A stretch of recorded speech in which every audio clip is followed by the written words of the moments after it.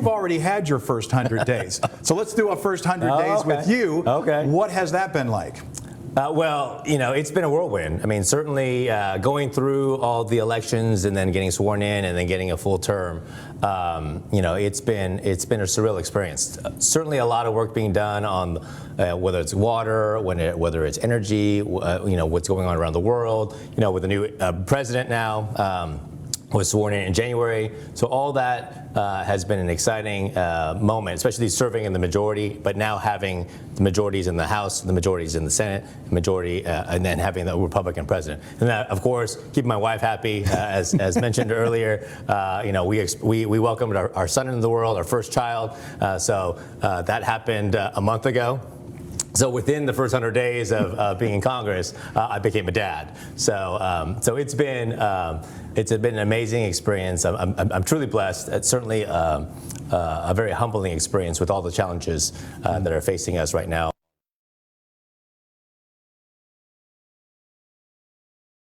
There's been a lot of things thrown around, talks about accusations of GOP wanting to cut Medicaid, wanting to cut Social Security. Your response to that? Well, there's a lot of demonization out there. I think when you look at the budget process, we are at the beginning of it. The president acknowledges the fact that we need to extend the Trump tax cuts permanently.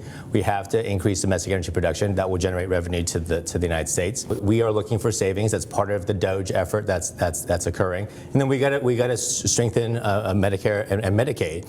And so that's what we're going to do. Is the state of California being irresponsible with Medicaid dollars? I would argue yes. You look at the expansion that they did with adding health care to illegal immigrants. The state of California is taking out a $3 billion loan because the Medicaid system is insolvent. So, look, we're not going to change the Medicaid the Medicaid benefits. The president's been very clear about that. Mm-hmm. But are there ways to improve Medicaid? Are there ways to improve the programs that the federal government has? Absolutely. And why not do that? This is part of the process that's going to be ongoing, and it's going to be part of the budget reconciliation process. One of the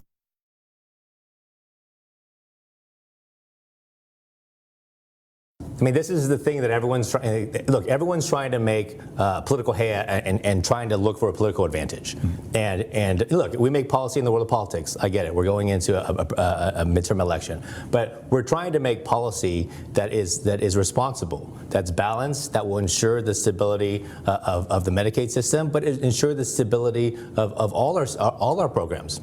The president, when he came into office, he asked for a review of every program that is within his administration.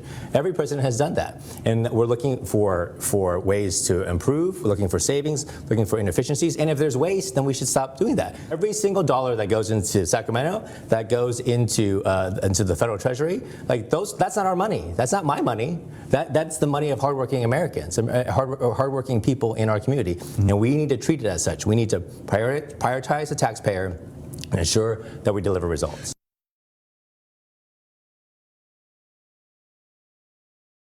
What are some things that you've been doing since you've been home in this short period of time, and maybe different organizations you've been meeting with? Well, we've been meeting with everybody. I mean, certainly this district is 4 counties, so going from Kern to Tulare to Kings to Fresno. So, we are meeting with